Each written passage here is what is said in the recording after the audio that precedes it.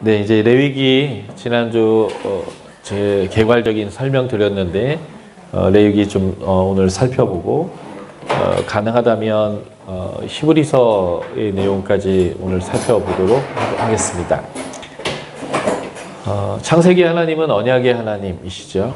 언약의 하나님은 질서의 하나님이고 그 언약의 하나님은 우리와 관계하시는 하나님이고 그로 인해서 하나님은 우리에게 안식을 주십니다.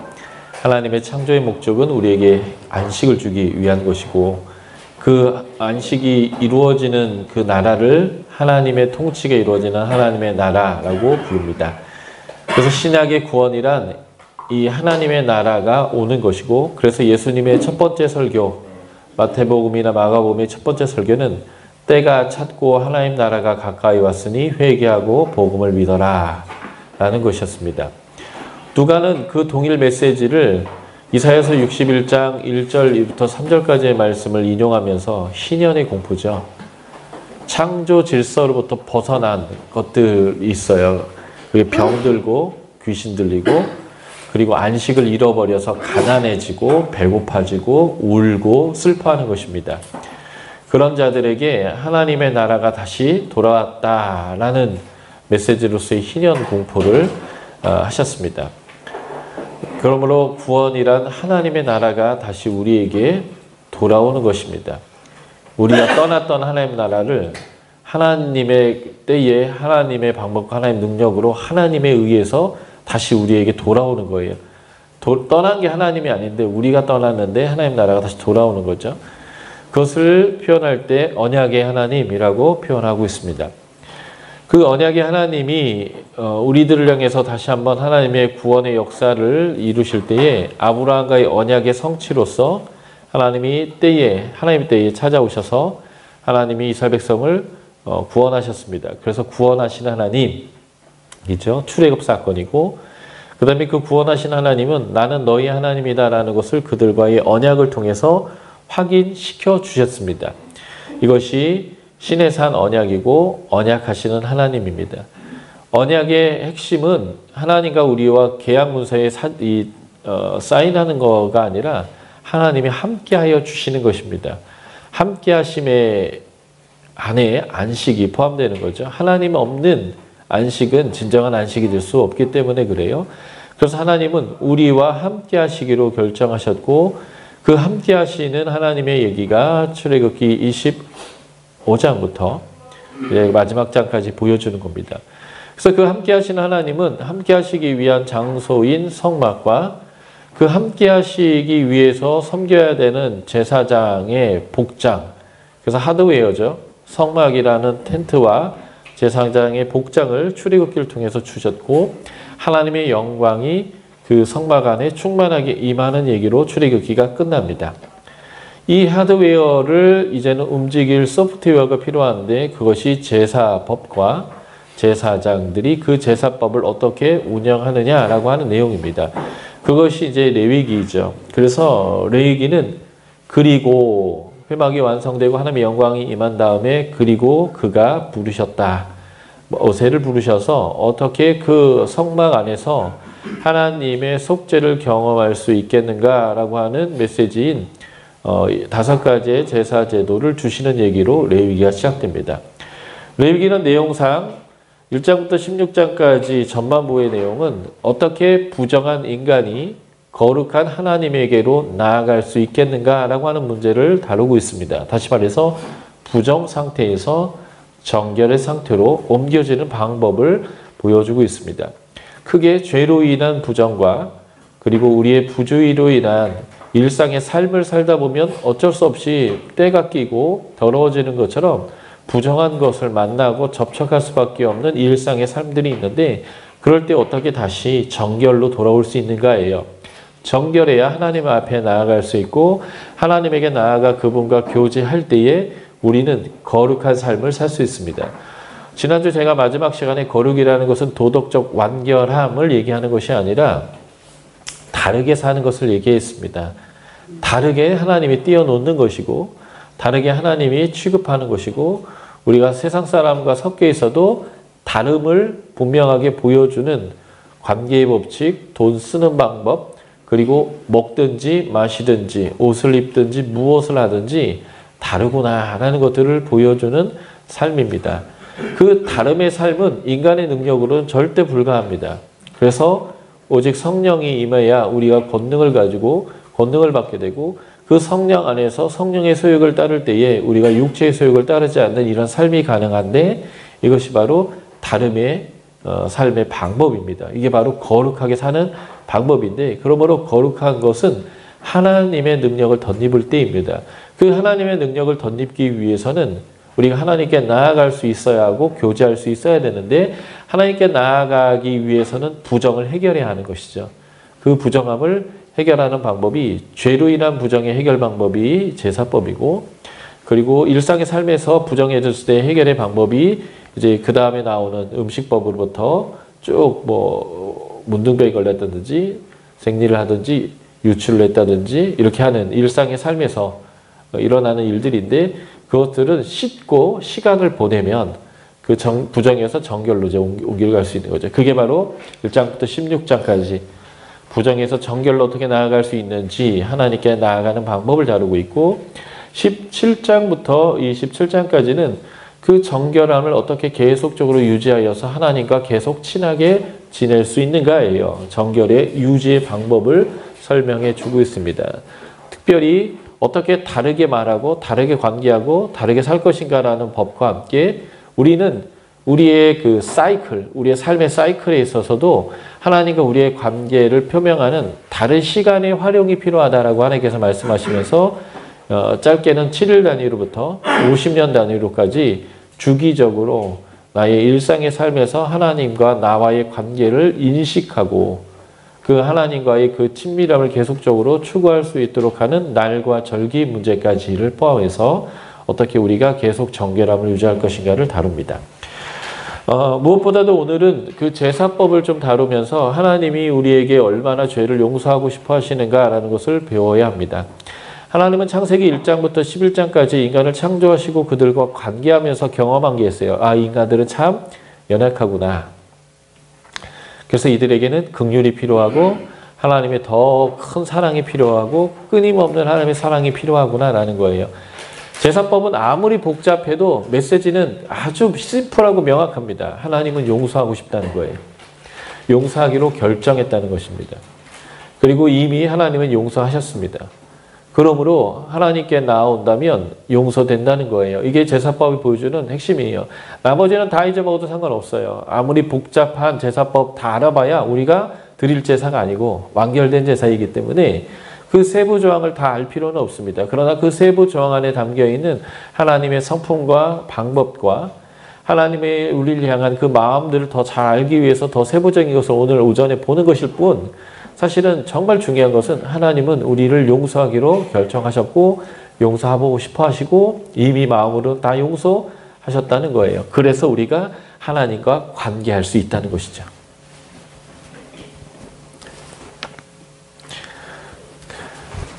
그 레위기법은 그래서 은혜를 보여주는 법이에요. 그리고 레위기에 나와 있는 모든 어떤 성막이나 제사 제도나 절기들은 다 예수 그리스도를 예표합니다. 바로 그 예수 그리스도를 통해서 이 하나님의 은혜가 완결되어지는 거죠. 그 얘기를 정확하게 설명하고 있는 것이 히브리서인데 그래서 레위기를 배울 때 히브리서를 같이 배우는 이유가 됩니다. 자, 모세를 회막 앞에서 부르셨습니다. 성경에서는 하나님이 거하시는 텐트를 회막, 성막, 장막 이렇게 표현하는데 보시다시피 회막이라고 하는 표현을 가장 많이 사용하고 있습니다. 그래서 장막이나 성막이라는 표현을 합친 것보다도 훨씬 더 많이 회막이라는 표현을 쓰고 있는데 이것은 무엇을 의미하냐면 회막, 모일 회자를 쓰는 거예요. 한국말로 이렇게 한자어로. 모임의 장소라는 거예요. 하나님 앞으로 나오는 장소, 하나님과 만남의 장소, 하나님의 얼굴을 구하는 장소라는 이 회막이라는 의미가 하나님이 주신 이 성막이라고 부르는 그 거룩한 텐트라는 것보다 훨씬 더 중요한 의미예요. 이 텐트의 용도가 뭐냐면 거룩 자체가 이 텐트의 용도가 아니라 하나님 앞으로 나오고 만나고 그 하나님과 교제하면서 은혜를 받고 은혜를 구하고 하는 그 장소라고 하는 의미로서의 회막이라는 이 용어를 여러분들이 기억하시는 게 굉장히 중요합니다. 자, 제사법을 좀 볼까요? 제사법은 아까도 말씀드렸지만 이미 하나님은 우리를 용서하기로 결정하셨다. 그리고 그것이 예수 그리스도다라는 것을 예표하는 아주 중요한 5가지의 제사법입니다. 번제, 소제, 화목제, 속제제, 속건제 이 5 종류인데요. SBS에서 관찰하는 기법 중에 하나가 무엇을 많이 다뤘는가라는 관찰 기법이 있어요. 비중, 수위라고 부르는데요. 무엇을 많이 다뤘다라고 하는 말은 그만큼 그 부분이 중요하고 그 부분에 대해서 더 잘 설명해서 이해시키고자 하는 저자, 하나님과 그 인간 저자의 의도가 담겼다는 것입니다. 보시면 번제의 규례는 16절, 소제도 16절, 화목제는 17절, 속건제는 13절로 되어져 있지만 속제제 규례는 48절로 되어져 있습니다. 이 의미는 속제제 제사가 굉장히 중요하다라는 것을 의미해요. 5개 제사가 모두 다 중요하지만 특별히 속제제 규례가 아주 중요함을 알 수 있습니다. 이 5가지의 제사를 드리는 방식이 있는데 제사를 드리는 방식이 4가지가 있어요. 제사의 종류 5가지, 제사를 드리는 방식 4가지인 거죠. 가장 일반적으로 제사를 드리는 방식은 불로 태워서 그 향기를 하나님께 맡게 하는 제사입니다. 그것을 불로 한다 해서 화제, 불화자를 쓰는 거죠. 태워드리는 제사입니다. 2번째는 하나님 앞에 흔들어 드리는 거예요. 이렇게 보여드리는 거죠. 하나님 보세요 하고 흔든 거는 보통 제사장이 다 먹습니다. 요제, 거제는 들어 올려드리는 거예요. 거한잼이라고 하죠. 아내가 남편에게 밥상을 올릴 때에 눈썹에 맞추이다 할 때 거한잼이라고 하는데 그만큼 존귀하게 대해야 되는 요즘은 밥상이 아니라 다 식탁이기 때문에 아내들이 이러한 정성을 보일 수가 없어요. 자기가 눈높이를 낮추지 않는 한. 어쨌든 거제 이렇게 들어 올리는 제사가 있어요. 그리고 마지막이 부어드리는 제사인데 전제가 있습니다. 술을 부어드리는 거죠. 우리가 고기에 잡내를 없을 때 그 소주나 또는 맥주 또 조금 더 고급적인 사람들은 와인을 써서 하는데요. 고기에다가 하나님에게 태워드리는 고기에다가 이 술을 부어드려서 더 향기롭게 하나님께 냄새를 맡게 하는 제사가 전제입니다. 사도 바울은 빌립보서 2장에서 자기가 이 전제처럼 부어져서 성도들의 삶이 하나님께 향기롭게 된다라고 한다면 자신은 이렇게 감옥에 있고 또는 죽어도 기쁘다라고 표현할 때에 이 전제를 사용했는데요.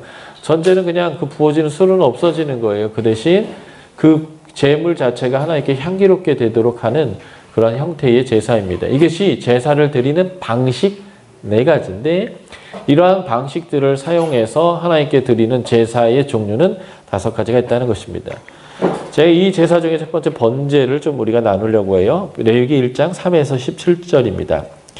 번제의 히브리어의 원어는 올라인데 그 자체가 올라간다 이런 뜻입니다. 태워서 다 올라간다 이런 뜻이죠. 번제는 소의 번제와 양과 염소의 번제와 새의 번제가 있는데요. 수컷으로 드린다는 게 굉장히 중요합니다. 고대에는 수컷이 더 비쌌다라고 해요. 요즘은 암컷이 더 맛있어서 거의 고기용으로만 사용되니까요. 이제 암컷이 더 비쌀 수 있는데 수컷을 드리는 것은 아주 중요한 제사이기 때문이다라고 하는 것이고 여기 회막 앞, 여호와 앞이라고 표현되는데 이게 굉장히 중요합니다. 제사할 때는 자신이 사는 동네에서 하는 게 아니고 이 회막 앞으로 오는 거예요.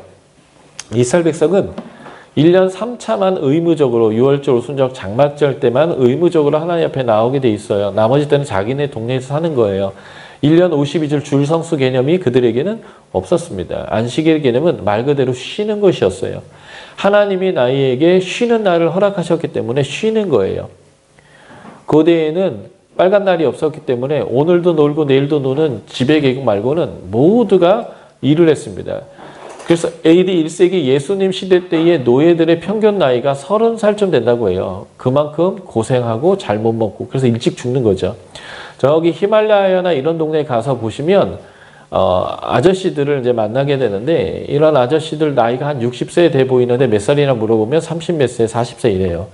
물론 우리가 사용하는 좋은 화장품이 없어서 또 선블록 이런 걸 못해서 피부가 노화된 것이기도 하겠지만 어쨌든 고생을 하면 일찍 늙어요. 그렇죠? 예. 그래서 이 사람들이 하나님 앞으로 나오는 1년 3차 말고는 안 와도 되고 1년 52주 중에 안식일 날은 그냥 편안하게 쉴 수 있도록 하나님이 이스라엘 백성들을 배려한 것입니다. 부자들이 그리고 주인들이 그리고 지배계급들이 가난한 사람들, 일상 사람들을 쉬지 못하게 해요. 왜냐하면 그들이 쉬는 게 나한테 손해다라고 생각하기 때문에 그렇습니다. 그래서 하나님은 강제적으로 쉬게 하셨어요.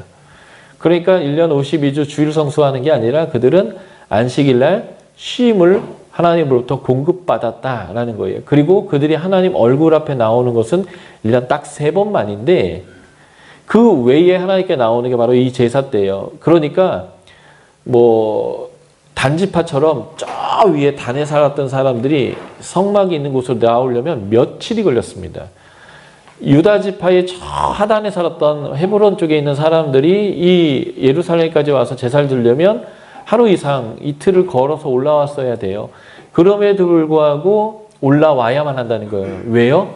내가 죄가 있고 그 죄가 나에게서 하나님과 함께하기를 막아버리고 그래서 내 삶에 안식이 없기 때문에 안식을 되찾으려면 하나님과의 동행을 회복하려면 그가 수고해야 되는 거예요. 그래서 그가 어디로 오냐면 여호와 앞으로 오는 거예요. 여기서 앞이란 단어는 파님이라는 히브리어로 얼굴이란 단어입니다.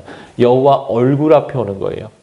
부모하고 자녀하고 관계하다 보면 자녀가 잘못을 저질러요. 그러면 부모가 불러다 놓고 너 뭐 잘못했니? 라고 그래서 내가 이걸 잘못했습니다. 너 이거에서 어떻게 벌을 받아야겠니? 그 부모 앞에서 이렇게 하듯이 해야 되는 거예요.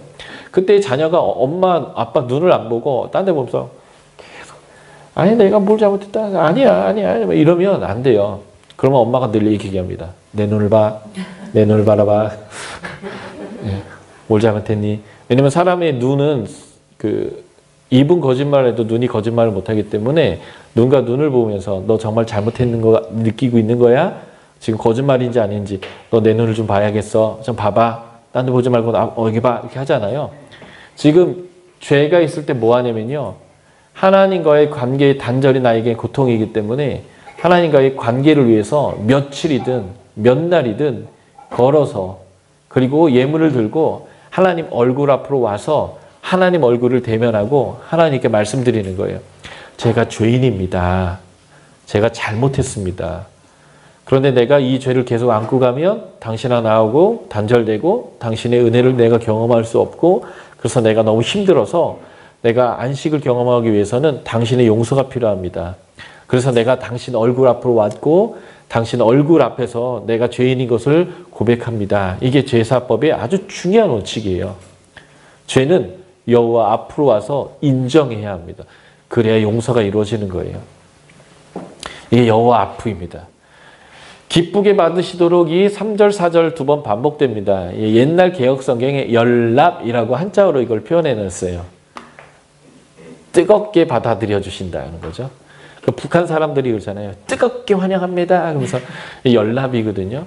그러니까 하나님이 이들이 드려지는 제사를 아주 기쁘게 열렬히 응원하여 받아들인다. 이렇게 열납인데 이게 이제 원어 의미는 그냥 기쁘게 호의를 다하여서 호의적으로 이런 뜻이에요. 그런데 이제 저는 열납이란 말이 제 마음이 더 깊이 바뀌어서 여전히 사용하고 있는데 가인과 아벨의 제사할 때도 옛날 성경에 아벨의 제사는 열납하셨다 이렇게 하시거든요. 기쁘게 받아주시도록 하나님 앞에 나오는 것입니다. 부모는 자녀가 죄를 졌어도요, 잘못을 했어도 부모 앞에 와서 내가 이거 잘못했다고 고백하면 굉장히 기쁩니다. 얘가 분명히 죄를 졌는데 기뻐요. 아, 얘가 이것을 잘못이라고 인정하는구나. 아, 내가 우리 아이 잘 키웠구나. 우리 애가 이것을 죄로 아는구나. 라는 것만으로도 이미 죄를 졌는데도 불구하고 굉장히 마음이 기뻐요. 그래서 죄가 용서될 수밖에 없는 상황으로 진행되는데 제사는 바로 그런 것입니다.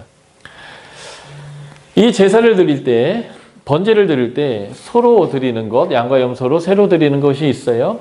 어쨌든 여기서 굉장히 중요한 것은 이 부분입니다. 예배를 드리는 제주, 죄가 있다라고 인정하는 사람이 스스로 그 죄를 인정하고 먼 길을 제물을 갖고 돌아와서 하나님 얼굴 앞에 있는 이 예배자, 제주, 제사를 드리는 주인의 몫과 제사장의 몫이 따른다는 거예요. 이제 해야 할 일이 다르다는 거예요. 이게 이제 우리가 제사에서 깊이 알아야 되는 것인데, 우리는 제물을 제사장이 다 잡아주는 줄로 아는데 그게 아니라 내가 가져온 제물의 목을 내가 따고 그 피를 다 흘리고 그 껍데기 가죽을 다 벗겨내고 그리고 그 마디마디를 다 쪼개야 돼. 이것을 각을 뜬다라고 표현하는데, 우리나라 사람들은 각을 뜬다는 표현을 다 회 뜨는 줄 알아요. 이렇게 포 뜨는 줄 알아요. 아니고 관절 마디마디를 다 칼로 쪼개는 것입니다. SBS에서 가끔 이런 제사를 시연할 때가 있는데, 우리 제사장 복장을 입었던 이 간사들은 이걸 잘 못해가지고 도끼로 찍거든요. 마디마디를 팍 비티고, 그 마디마디를 다 쪼개는 그 일을 누가 하냐면 제사를 드리는 본인이 하는 거예요.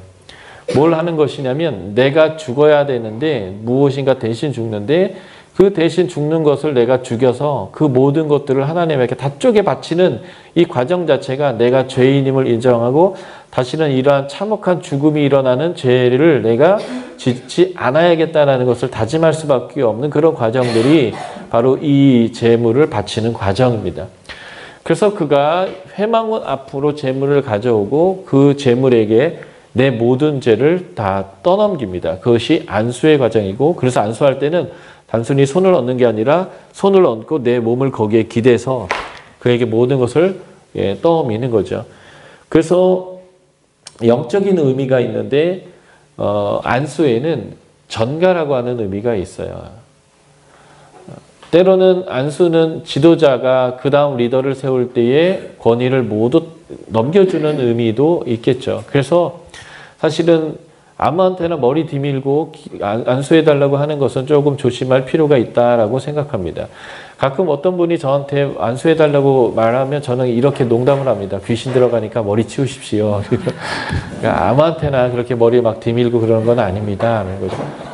그러니까 저랑 영적인 교제를 오래 했고 친분이 있어서 저에게 이렇게 요청한다면 하겠지만, 그냥 간사니까 또는 목사니까 말씀 사역자니까 저 사람이 나에게 무엇인가 영적인 걸 줄 수 있을 것 같아, 이런 생각으로 아무한테나 머리를 디미는 분들이 있거든요. 예. 그래서 뭐 영적 리더의 기도를 받는 거 중요하긴 하겠지만 함부로 이렇게 안수를 받는 것은 썩 좋은 것은 아닌 것 같습니다. 왜냐면 그 사람은 저의 인격과 저의 사생활을 모르기 때문에 그래요. 말씀을 전하고 제가 뭔가 이렇게 그럴듯한 소리, 성경 얘기를 많이 한다고 하지만 그 사람이 제 실상을 모르기 때문에 제가 숨어서 이상한 짓을 많이 하고 죄를 질 수 있잖아요. 그런 수준의 사람들에게 머리를 디밀고 막 안수해달라고 하는 것은 위험할 수 있다는 거예요. 진짜 일상에서 함께 교제하고, 그러니까 담임 목사님 같이 오래 교제하고 오래 받고 그분의 삶과 인품이 그럴 만한 사람이라면 그 사람에게 머리를 디밀고 축복기도와 안수기도를 요청할 수 있겠지만, 처음 보는 영적 리더나 강사로운 사람들에게 이렇게 들이미는 건 참 위험한 짓인 것 같습니다. 이거는 약간 사설이었어요. 어쨌든 그래서 예배자가 그렇게 하면 제사장은 그 피를 가지고 와서 피로써 속죄하는 것이기 때문에 속죄해야 될 곳들에 이렇게 이제 뿌리는 이러한 일들을 하게 되는 것이죠. 제사는 제물을 드리는 사람이 직접 양과 소를 잡아야 한다는 것을 기억하는 것이 굉장히 중요합니다.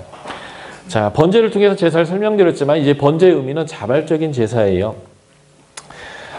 상번제라고 해서 이스라엘 백성들이 매일매일 죄를 질 터인데, 매일매일 죄 질 때마다 그 며칠씩 또 올라와서 제수를 드리고 다시 내려가는 게 쉽지 않기 때문에 하나님이 은혜를 베푼 것이 있는데, 그건 뭐냐면 누가 어디서 어떤 죄를 질지는 모르지만 하나님은 제사장을 통해서 아침 저녁으로 번제를 드리게 해가지고 모든 사람들이 짓는 죄를 눈 감아주려고 하는 하나님의 요구가 있어요. 그게 상번제라고 해서 제사장이 누가 어떤 죄를 짓는지도 모르지만 그냥 아침 저녁으로 하나님께 계속 이 번제를 드렸어요. 이것만이 번제가 의무제이고, 일반적으로 제사를 드리는 사람들이 드리는 번제는 보통은 자발적인 제사였는데, 이런 대표적인 예가 욥기에 나옵니다. 욥은 아들, 딸들이 생일날 잔치를 벌이는데 잔치 벌이면서 술도 먹고 또 잔치 벌이다 보면 기분이 좋으니까요. 어떤 실수를 했을지 몰라요. 정확하게 무슨 죄를 졌는지를 알고 드리는 게 아니라 혹시나 실수할까요? 자신의 자녀들의 숫자만큼의 번제를 하나님께 드렸다라고 얘기합니다. 욥이 의인이었다라고 하는 몇 가지 증거 중에 하나 욥기에서 제시되고 있는 내용인데 이런 게 자발적인 번제의 하나의 예가 될 수 있겠습니다. 아까도 말씀드렸지만 수컷만 드렸는데 이것은 굉장히 중요한 제사다라는 것을 의미하는 거고요. 번제는 구약에서 가장 흔한 제사인데 이 제사의 목적은 하나님의 진노를 누그러뜨리는 것입니다. 하나님 이거 냄새 맡으시고 화 좀 풀으세요. 우리가 죄인인 거 아시잖아요. 우리가 못된 인간인 거 아시잖아요. 제발 마음 좀 누그러뜨리세요 라고 하는 의미의 제사가 바로 번제다라고 보시면 되겠습니다. 신약에서의 이 번제의 의미는 예수 그리스도의 완전한 헌신, 번제는 다 태워드리는 제사거든요. 짐승 한 마리를 다 태워드리는 제사인데 이런 완전한 헌신으로서 예수님이 우리의 번제가 되어주셔서 하나님이 우리를 향한 모든 진노와 그 화를 누그러뜨리신다라는 것을 보여주는 내용입니다. 그래서 예수님은 마가복음 10장 45절에 나는 섬김을 받으러 온 것이 아니라 도리어 섬기려 하고 많은 사람들의 대속물로 내가 오기로 왔다라고 하면서 자신을 이러한 번제적인 제사로 오셨다라고 말씀하고 있습니다. 요한복음 3장 16절 그리스도인이라면 대부분 암송하고 있는 구절이죠. 이 구절을 암송하고 있지 못하다면 오늘 암송하시고 그리스도인이 되셨으면 좋겠어요. 요한복음 3장 16절은 우리가 잘 알다시피 하나님이 세상을 이처럼 사랑하사 독생자를 주셨으니 이 독생자를 주신 이유가 뭐냐면 모든 사람이 하나님의 사랑을 경험하고 죄를 용서받아서 하나님의 자녀가 되게 하려 하는 것이잖아요. 이 내용에서 보면 예수님이 아브라함이 바쳤던 이삭이고 하나님이 그 아브라함의 역할을 하는 모습을 우리가 이제 보게 되어집니다. 하나님이 스스로 자식을 바쳐 번제를 바쳐가지고 우리를 향한 하나님의 진노를 누그러뜨렸다. 이런 표현이 되는 거죠. 이거에 대한 로마서적 표현은 바로 로마서 8장 32절입니다.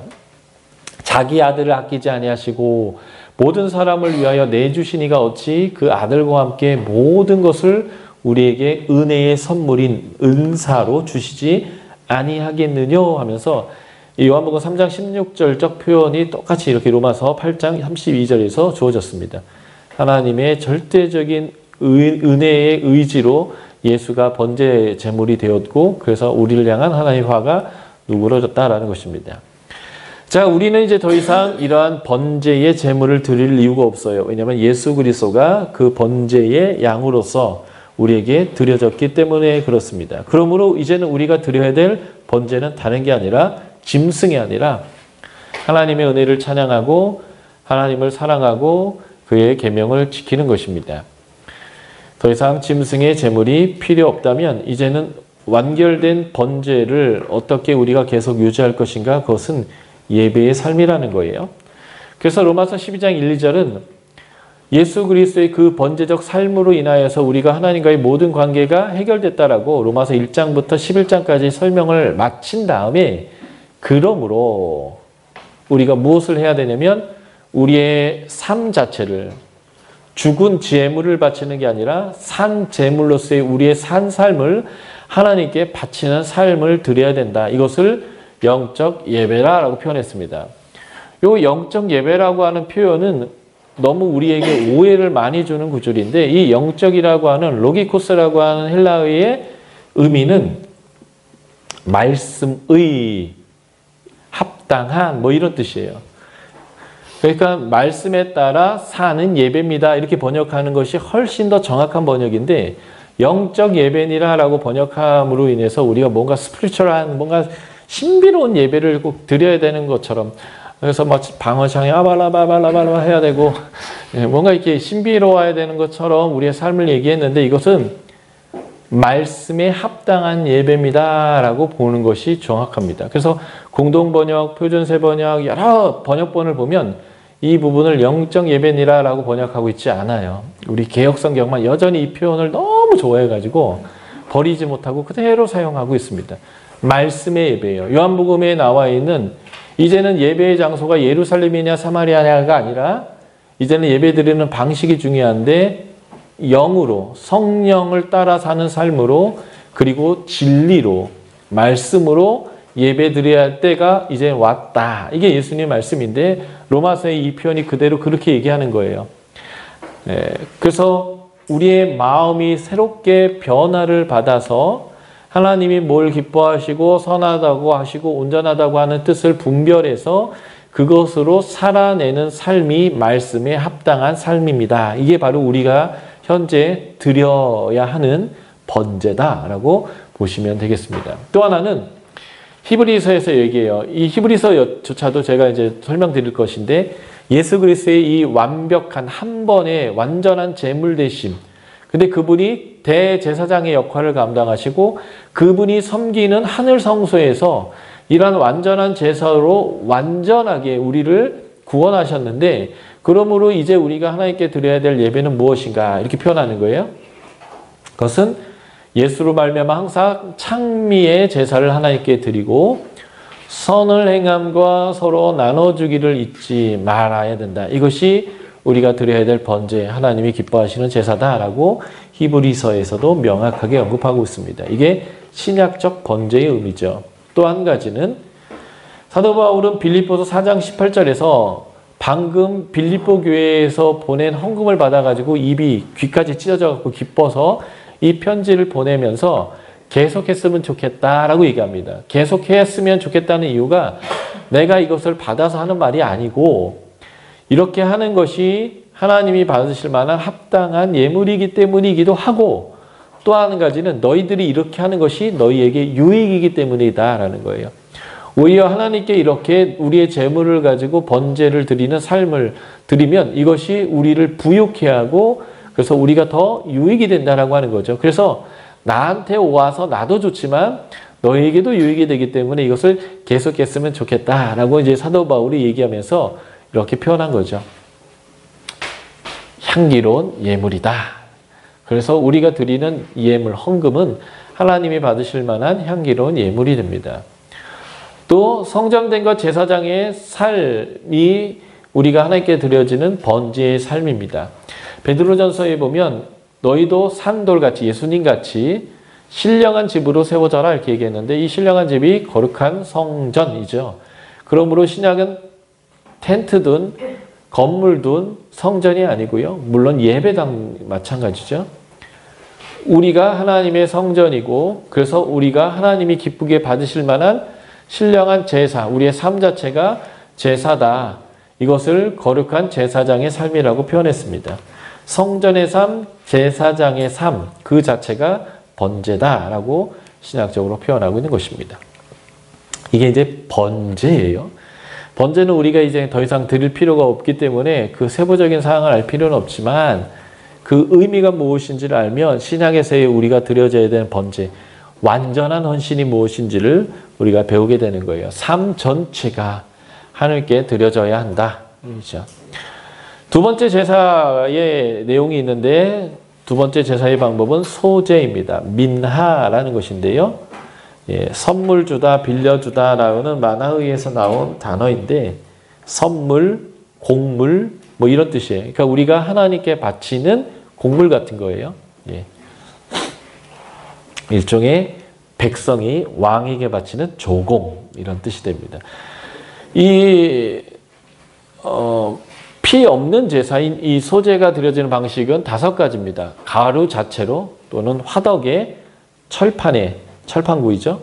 솥에 삶는 것 그리고 그 이삭 자체를 그냥 태워서 하나님께 드리는 이런 방법이 있습니다. 제물을 드리는 사람들이 이것을 제사장이 갖다 주면 제사장이 그 일부를 취해서 태우게 되는데요. 그 남은 것들은 대부분 제사장들이 먹게 됩니다. 여기서 이 공통사항이 중요한데 모든 소제물에는 누룩을 넣지 말아야 되고 꿀도 넣어서는 안 됩니다. 누룩과 꿀이 들어갔을 때에 이것이 부풀게 되고 일종의 이렇게 뭐라고 하죠? 숙성되어지는 이런 게 있는데 영적으로 신약 성경에서는 누룩을 죄로 언급하는 경우가 상당히 많습니다. 신약에서는 누룩을 두 가지로 언급하는데 하나는 하나님 나라는 확장되는데 전체에게 영향을 다 미치면서 확장된다라고 할 때 이 누룩을 사용했고요. 또 하나는 죄를 언급할 때 이 누룩을 사용했습니다. 그래서 헤롯과 바리새인의 누룩을 조심하라 이렇게 표현하거나 고린도전서에서는 이스라엘 백성들이 지금 이 고린도 전서를 읽어야 되는 사람들이 지금 편지를 받을 때가 유월절 직전인데 그들에게 음행의 문제가 있어요. 음행이 얼마나 심하냐면 아버지와 아들이 한 여자와 성관계를 갖는데 교회에 나와요. 그런데 아무도 그것을 죄로 여기지 않고 치리하지 않는 이런 모습들이 있어요. 그럴 때 사도 바울이 이것을 뭐라고 표현하냐면 너희가 이제 곧 유월절을 보낼 것인데 유월절을 보내되 누룩 없는 유월절을 보내라 이렇게 표현합니다. 원래 유대인들은 유월절이 됐을 때가 유월절이 무교절이기도 한데 무교가 없을 물자에 이 누룩 교자거든요. 누룩 없는 무교병을 먹는 절기인데 그래서 그때 누룩을 싹 다 제거합니다. 그 누룩을 제거하는 것처럼 너희가 유월절을 맞이할 때에 하나님의 거룩한 백성으로서 지금 너희 안에 있는 음란의 문제를 싹 제거하고 하나님이 우리를 위하여 어린 양 예수를 잡아 죽여 구원하셨던 그 구원의 절기를 지켜라로 표현할 때 누룩 없는 유월절을 지켜라 이렇게 표현했어요. 그러니까 누룩은 죄를 의미합니다. 그러므로 모든 소재에는 누룩이나 꿀을 넣지 말아야 한다라는 것인데 하나님께 드려지는 우리의 삶의 제사 가운데 죄가 섞여서는 안 된다라는 것을 의미하겠죠. 예. 그리고 모든 소재물에는 소금을 쳐야 했습니다. 소금 언약이다 이렇게 표현하는데요. 소금의 아주 중요한 역할은 변하지 않는 것이었습니다. 그래서 고대에 언약을 맺는 방법 중에 하나가 변하지 않아야 된다라는 의미를 포함하는 것들이 있는데 그 중에 하나가 소금을 계약 당사자 사이에 놓고 맺는 언약 또는 돌무더기는 잘 안 없어지니까요. 이 야곱을 찾아왔던 라반과 야곱이 이럴 때 돌무더기를 쌌었잖아요. 변하지 말아야 된다는 의미가 돌무더기를 쌓거나 소금을 넣은 것이었는데 바로 소금 언약이라는 것은 변하지 않는 언약이다. 하나님과 나와의 이 언약은 변하지 않을 것입니다 라고 하는 의미로 소금을 늘 쳐야 된다. 그러나 죄를 상징하는 누룩이나 꿀은 넣지 말아야 된다라는 것이죠. 소재의 의미는 번제와 그리고 화목제와 함께 드려지는 보조제사로서 드려졌는데 그러니까 소재는 보조제사였다는 거예요. 그런데 때로는 너무너무 가난한 사람들을 위한 속죄제도 되었습니다. 소재는 하나님의 언약적 자비를 깨달아서 매일매일 하나님으로부터 음식을 먹는 자로서 매일매일 하나님께 헌신해야 됨을 보여줍니다. 그래서 이것을 보여주는 상징물이 성소 안에 있는 진설병이에요. 10개의 떡을 늘 거기다 진설해 놓고 있습니다. 하나님으로부터 공급받았음을 보여주는 거죠. 그래서 우리의 매일매일 헌신의 삶이 이 소재의 의미가 되겠고요.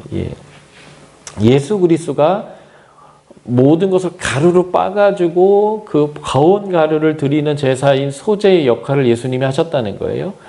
그래서 예수님이 그 소재이시고 그래서 예수님은 요한복음 6장 오병이어의 기적 때에 내가 바로 그 생명의 떡이다. 하늘로부터 내려온 떡이다. 라고 하면서 나를 먹고 마시는 자가 구원 얻는다. 라고 얘기했어요.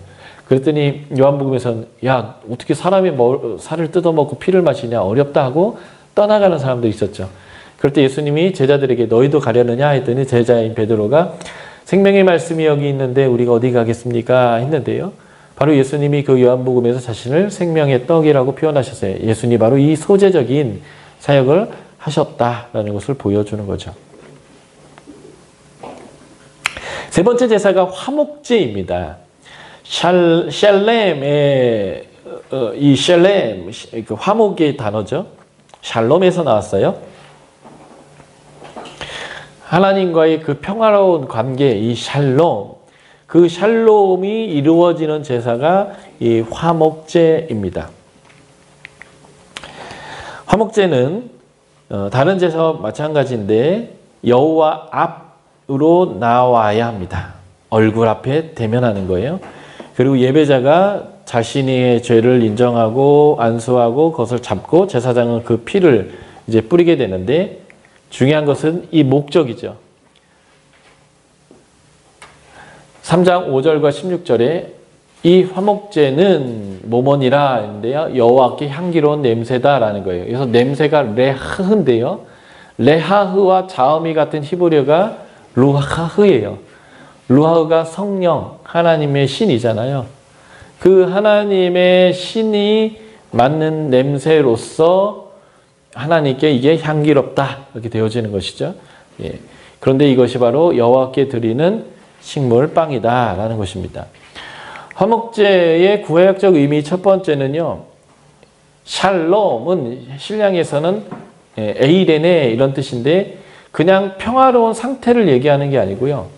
하나님이 세상을 창조하셨을 때 그 창조주 하나님의 완전한 통치가 이루어질 때 누리는 그 안식의 완전한 평화의 상태를 보여주는 게 바로 이 샬롬이에요.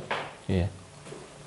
하나님의 다스림 안에서 그분의 통치 안에서 누리는 완전한 평화를 표현할 때 샬롬입니다. 그 샬롬이 이루어지는 제사가 바로 이 화목제다라는 것을 보게 되는 거죠. 두 번째는 이 화목제사는 다른 제사와 아주 중요한 다름이 있는데 그게 뭐냐면 다른 제사들 5개의 제사 중에서 화목제를 뺀 나머지 제사들은 제물을 드리는 사람이 먹을 수 있는 게 없어요. 남는 거 다 드려지는 번제는 다 태워드리는 거고 나머지 제사에서 남는 것은 다 제사장의 몫이거나 레위인의 몫인데 이 화목제만이 제사를 드리는 제주 예배자가 먹을 수 있는 제사예요. 예. 다시 말해서 누구와 계약을 맺고 이제 당신하고 나하고는 사업 파트너입니다. 이제 잘 지내봅시다 하고 꼭 밥을 먹어요.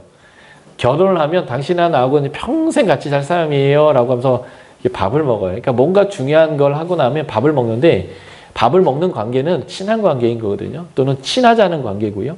그러니까 하나님 앞에서 밥을 먹는다라고 하는 것은 하나님과 나와의 관계가 이제 풀렸다는 거예요. 그러니까 어떤 사람이 밥 한 번 먹지? 그러는데 너 나하고 밥 먹을 사이는 아니잖니? 그러면 안 친한 거거든요, 진짜. 예, 저희 아내가 가끔 쓰는 단어예요. 저희 아내가 바운더리가 굉장히 명확하거든요. 저희 아내가 여러분들을 밥에 초대한다는 것은 여러분들 그 바운더리 안에 들어왔다는 뜻입니다. 너하고 나하고 밥 먹을 사이는 아니잖니? 근데 하나님하고 지금 앉아서 이제 밥을 먹을 수 있는 사이가 됐다라는 거니까 모든 제사가 완결된 거예요. 그래서 번제 드리고 화목제를 드리기도 하고요. 속죄제나 속건제를 드리고 화목제를 드리기도 해요. 이 얘기는 하나님과 나하고는 이제는 엄청 친해졌다는 거예요. 예, 이게 이제 화목제가 갖는 아주 중요한 의미인데요. 이 화목제 때는 아주 중요한 규례가 있어요. 소를 화목제로 드렸는데 그날 다 먹어야 돼요. 양을 화목제로 드렸는데 다 먹어야 됩니다. 양이 큰 놈은 진짜 커요. 막 40인분 이렇게 나오거든요. 소는 얼마나 나올까요? 100인분도 나올 수 있거든요. 그걸 그날 다 먹어야 됩니다. 그러니까 화목제는 배 터져 죽는 날이에요. 그날 다 먹지 않고 그 다음날로 남겨두면 이 화목제 제사는 무효입니다. 그러니까 다 먹기 위해서는 어떤 방법을 사용해야 되냐면요. 내가 죽어도 다 먹겠다 이렇게 방법을 사용하면 무식한 거고요. 나눠야 합니다. 사람들 불러드려야 돼요. 나 하나님하고 무지하게 친해져가지고 나 이제 용서받았고 나는 하나님하고 은혜를 경험할 수 있는 나는 용서된 사람이야. 이 축제에 너도 함께 해주지 않겠니? 하면서 많은 사람들을 불러드려요. 레위, 고아, 나그네, 과부 불러들여서 나눠 먹어야 됩니다. 그래야 그날 다 먹어줄 수 있고 그래야 이 제사가 유효해요. 그러니까 하나님과의 관계만 푸는 게 아니라 사람들과의 그 친밀함들도 함께 내어지는 아주 중요한 제사가 바로 이 화목제 제사다라고 보시면 되겠습니다. 예. 그래서 이 화목제 제사는 모든 제사와 같이 드려지는 완결적 제사로서 난 이제 하나님하고 완전한 친밀함으로 들어갔다라는 것이고요.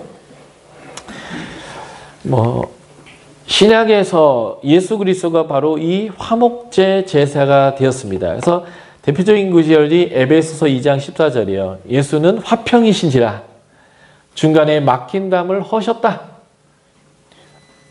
그래서 멀리 있었던 자들, 하나님의 권속이 아니었, 권속이란 표현은 그 가족이란 뜻이거든요. 언약 밖에 있었던 사람들이 이제 이방인들이 유대인과 함께 하나님의 백성이 됐고 하나님의 자녀가 됐고 그래서 유대인과 이방인이 연결되어져서 하나의 성전으로 되어져 간다. 이게 이제 에베소서 2장의 표현이고 그 표현의 출발점이 예수 그리스도는 화평이신지라 이거거든요. 그래서 예수 그리스도의 화목제의 제사를 통해서 이루어진 게 뭐냐면 유대인과 이방인 모두가 하나님의 백성이 될 자격을 얻었다는 거예요. 원래 하나님이 유대인들을 창세기 19장에서 제사장 나라로 삼으신 이유는 모든 이방을 구원하기 위한 전략이었는데 유대인들이 이방인보다 더 못되게 굴어서 망해요. 구약에서. 그 망한 이 유대인들을 재소명하는 사건이 예수님의 사건이기도 하면서 이 유대인들과 이방인들이 다 하나님의 백성으로 들어오도록 하는 그 하나님의 구원의 사역을 보여주신 것이 예수님이었다라는 것입니다. 그래서 로마서 12장 8절은 우리가 무엇을 하든 간에 어떻게 하든 모든 사람과 화평을 이루는 삶을 살아야 한다라고 우리에게 말하고 있는데요. 이게 이제 화목제사로 인하여 하나님과 화목된 우리가 계속적으로 화목제 제사를 드리는 방식입니다. 화평의 삶을 추구하는 것이죠. 히브리서에서도 로마서에서도 여러 본문에서 베드로 서신에서도 이 어떻게 하든 사람들과 화평해야 된다라고 하는 이 화평의 삶을 아주 중요한 제사로 강조하고 있어요. 특별히 베드로전서는 서로 뜨겁게 사랑할지니 그 사랑은 허다한 사람의 죄를 덮어버린다 이렇게 말씀.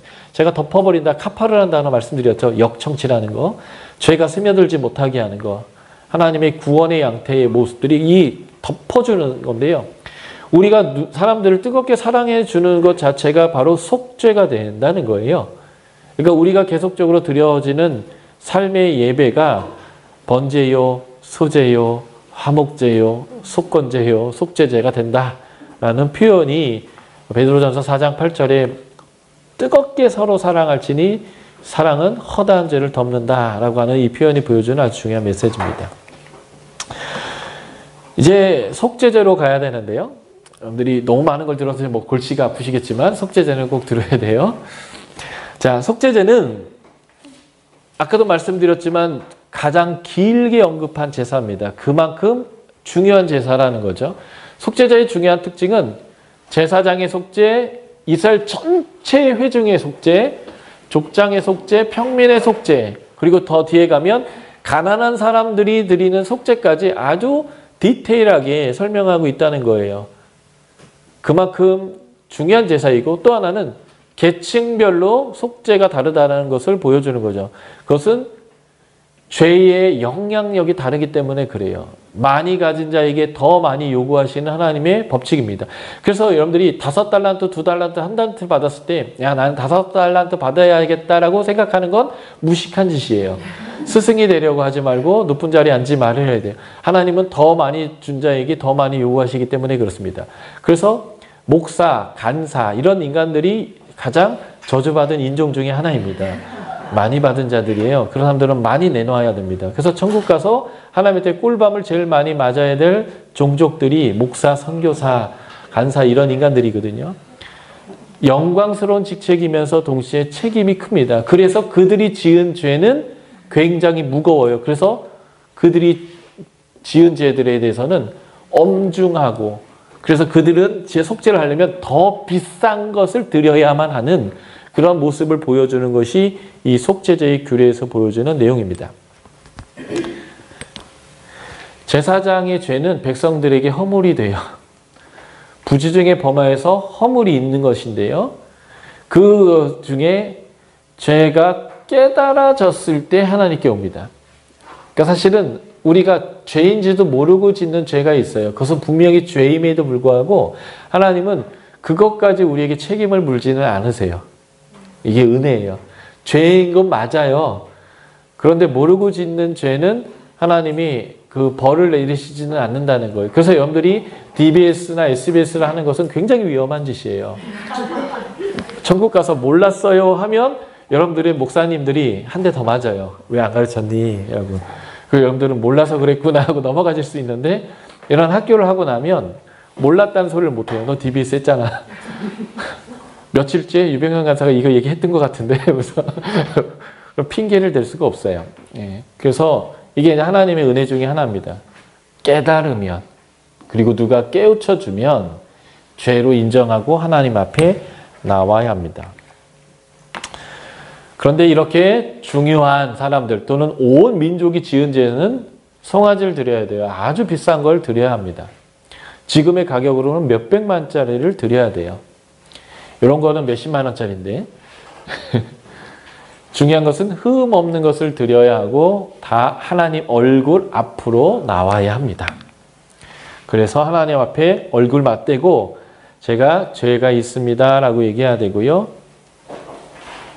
예배자는 그걸 하나님 얼굴 앞으로 나와서 내가 죄 있다라는 것을 인정하고 그에게 모든 죄를 떠넘기는 안수를 하고 거기서 잡아야 합니다. 직접 잡아야 하는 것이죠. 그리고 제사장은 그가 잡은 양과 그의 피를 가지고 들어가서 이제 뿌리게 되는데요.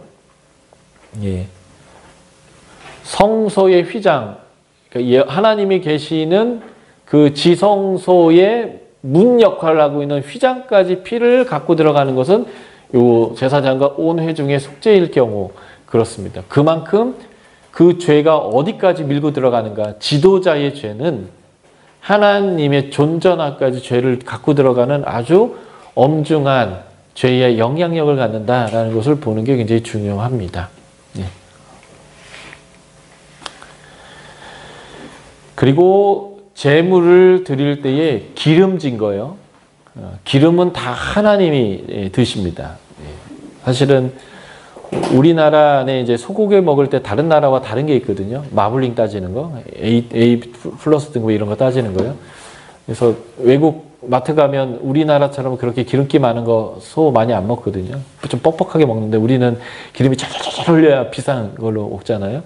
이제 소기름은 먹어야 본전도 안 된다 하는데 그래서 하나님은 우리의 건강을 위해서 기름은 다 하나님 드시는 걸로 하셨습니다. 그래서 기름은 다 제거해서 하나님께 태워드리고 살은 이제 사람들이 먹도록 예, 어쨌든 약간 농담 끼가 있지만 어쨌든 이 당시에 기름을 굉장히 중요시 여겼는데 이것을 다 하나님께 바치도록 했습니다.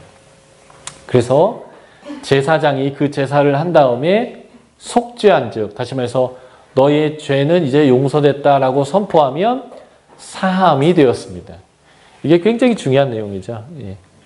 하나님은 이미 죄를 용서하기로 결정했는데 용서해 주세요 왔을 때 제사장은 네 죄를 사하노라 라고 선포해 줌을 통해서 우리가 죄가 용서되었다는 거예요. 특별히 평민의 속죄 중에 평민의 속죄와 함께 재판장에서 증인 또 부정하진 죄, 경솔한 맹세와 같은 이 세부적인 내용까지 속죄제에서 또 언급을 하고 있는데요. 경솔한 맹세, 그러니까 그리스도인들은 말도 함부로 하면 안 돼요. 예. 그냥 입만 열면 거짓말하는 사람들 있잖아요. 그건 그리스도인답지 않다라는 거예요. 구별될 삶은 내가 무엇을 말할 것인가 라고 하는 것도 굉장히 신중해야 된다는 것이 이 속죄제에서 보여주는 아주 중요한 메시지예요. 그래서 함부로 말한다면 이게 두 번이나 반복되고 있어요. 예. 부지 중에 범죄하면 이 말이 굉장히 중요한데 어떻게 좀 세게 해석한다면 알고도 고의적으로 선택한 죄는 속죄제사에 속하지 않는다라고 해석할 수 있는 여지까지 있어요. 계속 부지 중에 모르고 실수로 짓는 죄에 대해서 언급하고 있죠. 이 말은 무슨 말이냐면 대놓고 죄 짓고 하나님 앞에 와서 미안해요 하고 영혼 없는 제사 드리지 말라는 거예요. 그래서 다윗이 시편 50편에서 고백한 것은 다윗은 이렇게 표현해요. 당신은 제사를 원하지 않습니다. 제사 미워합니다. 당신이 원하는 제사는 상한 심령이에요. 그 상한 심령을 가지고 내가 정말 죄인이고 잘못했구나. 죄 지면 안 되는데 또 졌구나. 라고 하는 그 마음을 하나님이 제물로 받으시지 제물을 많이 가져온다고 해서 해결되는 문제가 아니라는 거예요. 이게 부지중해라고 하는 이 반복어구가 보여준 메시지라고 생각해요. 우리가 연약해서 죄인 줄 알지만 이렇게 자꾸 넘어지는 모습이 있어요. 그렇지만 성경은 명확하게 얘기하는 거예요. 알고 일부러 반복적으로 습관적으로 그것을 내가 짓는 죄에 대해서 용서가 되어질 수 없다라고 말하는 거죠. 하나님은 용서하실 거예요. 그런데 하나님 마음은 용서하고 싶지 않을 수 있어요. 이거 뭐냐면 부모의 마음이 그런데 애가 반복하여서 짓는 죄에 대해서 용서해주면 반복으로 그 죄를 또 계속 질 것이기 때문에 포기할 수 없는 마지노선이 있어요. 이 선을 계속 넘으면 부모의 입장에서는 불같이 화를 내고 아이에게 과하게 벌을 내리서라도 아, 이거는 절대 내가 넘어올 수 없는 선이구나. 이거 넘어가면 큰일 나는구나. 우리 엄마는 부처님이신데 웬만하면 아주 자비로우셔서 다 용서해 주시는데 요 선을 넘는 그 순간 우리 엄마는 마녀로 변하는구나. 이거는 절대 안 되는 죄구나. 이렇게 딱 거야 되는 선이 있는 거예요. 그것 때문에라도 하나님은 부지중에라는 말을 반복하고 있다고 저는 생각해요. 의도적으로 선택하는 죄는 나는 용서 안 해줄 거야 라는 마음을 표현하고 있다는 거죠. 주님이 용서하지 못할 죄가 어디 있겠어요. 그럼에도 불구하고 이것은 굉장히 중요하다는 거예요. 예, 죄는 지어서는 안 된다. 제가 지난주에도 말씀드렸어요. 죄에 대한 대가가 반드시 있다는 거. 그래서 그 대가를 치르지 않게 하는 것이 부모의 마음이고 하나님의 마음이기 때문에 굉장히 중요합니다. 그런데 이 부지중에 지은 죄가 깨닫게 되는 거예요. 누가 의해서 깨달아진다면 이 죄를 허물로 인정되어지기 시작하고 그리고 하나님 앞에 나와야 된다는 것입니다. 그래서 하나님께 흠없는 것으로 드려야 되는데 그때에 여호와 앞에 와가지고 인정해야 돼요. 잘못했습니다 라고 자복하는 것. 예, 그러면 속죄가 이루어집니다. 요한일서 1장에 보면 하나님은 자비롭고 의로우신 분이잖아요. 그래서 우리가 우리의 죄를 자백하면 저는 미쁘시고 의로우셔서 우리 죄를 사하실 뿐만 아니라 모든 불의에서 우리를 깨끗게 하시는 그 내용은 바로 이 제사법적인 의미를 그대로 설명하고 있는 것인데요. 예. 자, 평민의 속죄 중에 이 부분이 굉장히 중요합니다. 비둘기 속죄와 고운 가루의 속죄. 보통은 속죄는 죄가 있고 그 죄를 용서해야 되기 때문에 비싼 것, 최소한 양이나 염소를 요구하셨는데 돈이 없어서 속죄를 못 경험하는 일이 생기면 이것 또한 억울하잖아요. 그래서 하나님이 정말 가난한 사람들을 위해서 비둘기를 통해서라도 속죄가 이루어지고 하다못해 한 끼 식사분에 밀가루를 가져와서 하나님 내가 한 끼는 못 굶어요. 그래서 제가 속죄 못 하겠어요. 이런 죄는 용서 못 해주거든요. 내가 하루에 한 끼를 먹는 불쌍한 사람이지만 이 죄를 인정하기 때문에 내가 하루는 굶겠습니다. 이 정도는 해줘야 진짜 죄에 대한 그 어떤 마음이 있는 거잖아요. 그래서 하나님은 가난해서 속죄를 못 받는 일이 발생하지 못하도록 최소한의 것을 가져오도록 은혜를 베풀었습니다. 이것이 속죄제의 은혜인데 여기서 또 뒤집어 말하면 이런 거예요. 반드시 속죄가 이루어져야 한다는 거예요. 그래서 정말 없어도 굶어 죽게 생겼어도 속죄를 위해서 하나님께 나와야 된다. 반드시 해야 된다는 의미까지도 이 고운 가루의 속죄를 통해서 우리가 볼 수 있는 메시지예요. 죄는 미워하고 반드시 속죄가 이루어져야 됩니다. 예. 평민의 속죄의 이 다양한 경우이죠. 예. 그래서 이 제사의 내용들은 앞에서 설명한 것들의 반복이니까 넘어가고요. 제사장이 속한 즉 고운 가루만 가져와도 속함을 받을 수 있다라는 것입니다. 속죄제의 진정한 의미는 사람들이 정결하게 되는 것이고요. 그 정결함이 되는 속죄제 중에 제가 16장에서 설명할 것이지만 성소의 속죄까지가 있어요. 사람의 속죄와 장소의 속죄가 있습니다. 사람이 죄를 반복적으로 지면 그 죄가 그들이 사는 땅을 더럽히게 되는데 그 죄가 더 누적되면 그 땅에 계시는 하나님의 거하시는 장소까지 죄가 밀고 들어갑니다. 그런데 그게 심각하게는 지성소까지 이르게 되는 거예요. 그러면 하나님이 그들과 함께 할 수 없게 되는 상황이 발생합니다. 그래서 하나님은 지성소를 거룩하게 하는 날까지 구체적으로 지정하셨는데 이것이 대속죄일입니다. 그 죄를 정결할 수 있는 유일한 방법은 피입니다. 피 없이는 사함이 없기 때문에 그런데 피를 통한 속죄는요. 죄의 값은 목숨 이 정도라는 거예요. 그러니까 목숨 내놓기 싫은다면 죄를 짓지 말라라고 하는 엄중함이 이 피의 제사를 통해서 보여주는 피 없이는 사함이 없다라는 메시지다라고 여러분 보시면 되겠고요. 예. 피는 오염되고 그래서 개인이 지었다면 제단의 뿔에만 바르지만 전 국민이 또는 제사장이 죄를 짓게 되면 하나님의 지성소의 입구인 휘장까지 그렇게 해야 된다라는 것입니다. 속죄 제사는 계층에 따라서 다르게 이제 드렸다라고 하는 것은 그만큼 지도자에 대한 그 죄가 굉장히 중요하다. 지도자의 책임이 크다라는 것을 보여주는 거고요. 특별히 제사장, 기름 부음 받은 제사장이라고 표현되는 이 표현이 굉장히 중요한데 신약에서 기름 부은 제사장을 목사나 선교사나 또는 장로, 안수집사로 국한되어야 될 이유는 전혀 없습니다. 그것은 교회에서 어떤 특정한 역할을 위해서 주어진 직분적인 것이고 실제로 신약에서의 기름 부은 제사장은 성도를 의미합니다. 모든 성도가 기름 부음 받은 왕 같은 제사장이고 그 기름은 뭐냐면 성령님이에요. 모든 그리스도인들은 성령을 받아 하나님을 아빠 아버지라 부르게 되고 그래서 부모와 자녀의 관계를 회복하죠. 그리고 성령을 통해서 육체의 소욕을 이기면서 성령의 소욕을 따르는 삶, 하나님의 성품을 회복하죠. 성령의 능력으로 권능을 받고 땅끝과 증인의 삶을 살죠.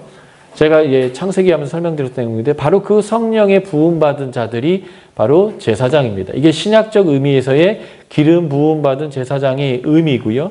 그러므로 제사장의 죄는 지성소까지 더럽히고 하나님이 쫓겨나가게 된다라고 하는 이 의미를 어떻게 봐야 되냐면 목사님들 똑바로 살아야 돼. 선교사님 똑바로 살아야 돼. 이런 의미가 아니에요. 그런 의미를 포함하지만 정확히 말하면 이 땅에 제사장의 역할을 하고 있는 그리스도인들 똑바로 살아야 된다라고 하는 의미로 1차적으로 생각하는 것이 가장 정확한 의미다라고 염두를 보시면 좋겠어요. 여러분들이 이 땅을 속한 즉 죄가 사하여진다라고 하는 그 속죄 제사를 드리는 사람들이다라는 것을 여러분들이 인지해야 한다는 것입니다. 요한복음 20장을 한번 펴주시겠어요?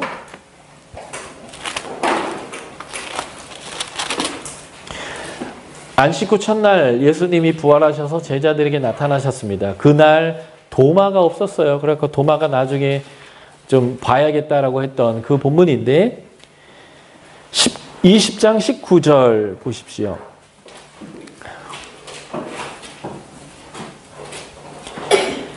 이날 곧 안식 후 첫날 저녁 때에 제자들이 유대인들을 두려워하여서 모여 있었는데요. 예수님이 오셔서 평강이 있을지어다라고 말씀하셨습니다. 21절부터 23절까지를 우리가 소리내서 읽겠습니다. 20장 21절 시작. 예수께서 이르시되 너희에게 평강이 있을지어다. 아버지께서 나를 보내신 것 같이 나도 너희를 보내노라. 이 말씀을 하시고 그들을 향하사 숨을 내쉬며 이르시되 성령을 받으라. 너희가 누구에게 죄든지 사하면 사하여질 것이요 누구의 죄든지 그대로 두면 그대로 있으리라 하시니라. 아멘. 성령을 받아라. 이게 제사장으로 위임되는 순간이에요. 오순절 성령 강림 사건을 통해서 교회 공동체가 태동하고 교회 공동체 자체가 제사장으로 위임받아서 왕 같은 제사장이 있는데 그래서 그들이 하는 중요한 직책이 있어요. 23절이죠. 너희가 누구의 죄든지 사하면 사하여질 것이다. 제사장이 속죄한 즉 정하여진다. 이게 이제 제사장의 중요한 역할이었잖아요. 지금 그 역할을 우리가 한다라는 것을 의미합니다. 그래서 우리는 제사장의 역할을 하는 거예요. 제사장이 죄를 속할 수 있는 자격이 있는 게 아니고요.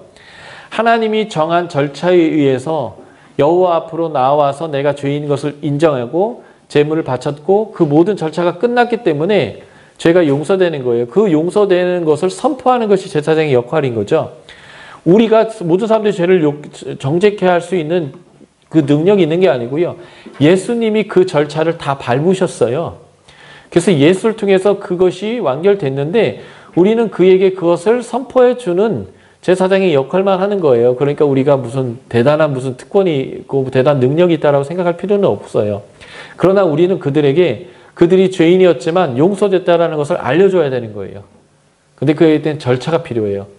이 제사의 절차가 필요한데 예수가 그 제사의 절차를 밟았음을 인정하면 너에게 죄가 용서된다라는 것을 선포해 주는 사람입니다. 이게 그래서 우리의 전도인 거예요. 사형리 펼쳐놓고 쭉 설명한 다음에 자 따라해 보세요. 예수님이 죄를 용서해 주셔서 감사합니다. 예수의 보혈로 내가 용서받아서 믿습니다.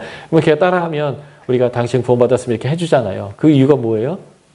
바로 이 사자의 선포를 하는 거거든요. 그러니까 지금 우리는 제사장이라는 거예요. 그리고 우리가 이미 출애굽기 19장에서 제사장 나라의 중요한 특징은 거룩이다라고 했는데 그 거룩함을 유지하는 게 필요합니다. 레위기의 그래서 나머지 부분들은 어떻게 거룩을 계속 유지하느냐라는 것을 이제 설명하는 거죠. 이제 속건제만 남았는데 아주 짧게 속건제를 설명하고 쉬는 시간을 가지려고 해요. 속건제는 속죄제와 같은 제사인데 차이가 있다면 보상을 하는 제사입니다. 하나님에게 또는 사람들에게 죄를 졌는데 그것이 물질적 피해를 주는 죄를 졌다라고 한다면 그 물질적 피해를 보상하도록 하는 제사예요.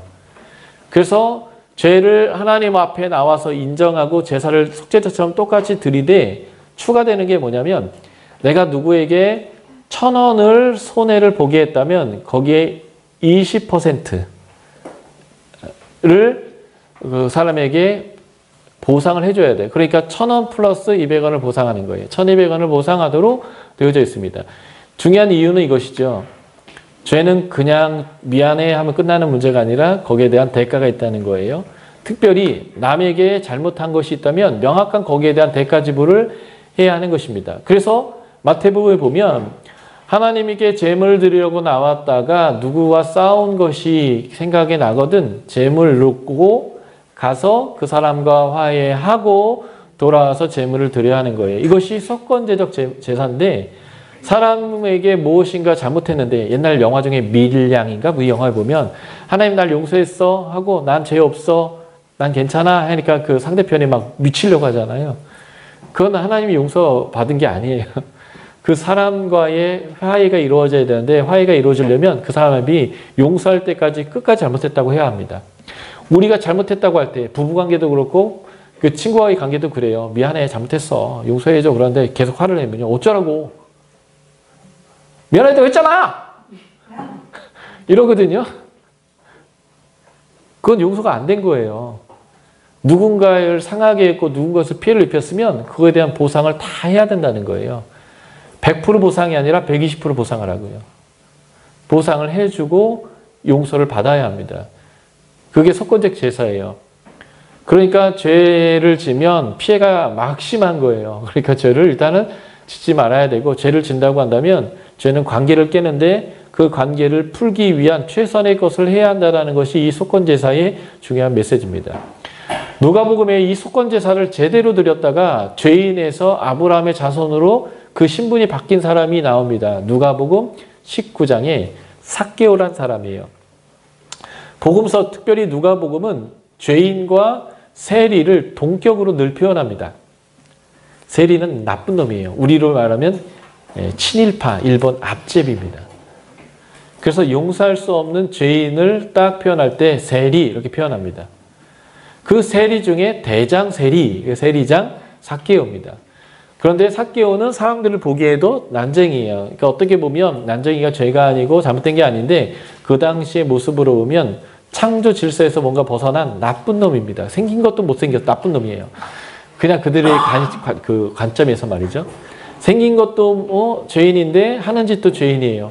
그 죄인이 예수님을 보고 싶어서 나무 위로 겨우 올라가고 예수님 그를 불렀어요. 내가 오늘 너의 집에 유하겠다고. 그래서 그의 집에 유하는데 그가 이렇게 얘기합니다.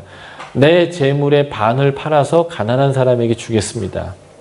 내가 다른 사람에게 빼앗은 게 있다면 4배, 사실 20%만 더 하면 되는데 4배를 보상하겠습니다 라고 했어요. 이것이 누가복음의 표현에 나오는 회개에 합당한 열매를 맺는 거예요. 속건적 제사를 통한 회개에 합당한 열매를 그가 맺었을 때 예수님이 그에게 얘기합니다. 네가 아브라함의 자손이다 라고 표현하는 거죠. 이게 속건제사인데요. 속건제사는 보상제입니다. 그래서 남의 생명과 남의 재산을 존중히 여기는 삶을 보여주는 내용이고요. 예수님이 바로 이러한 속건 제물로서 우리에게 역할한 거죠. 그래서 5가지의 제사요. 번제, 소제, 화목제, 속제제, 속건제는 다 예수 그리스도의 십자가적 사역의 예표이고 예수 그리스도가 이 5가지 사역을 완성하셨습니다.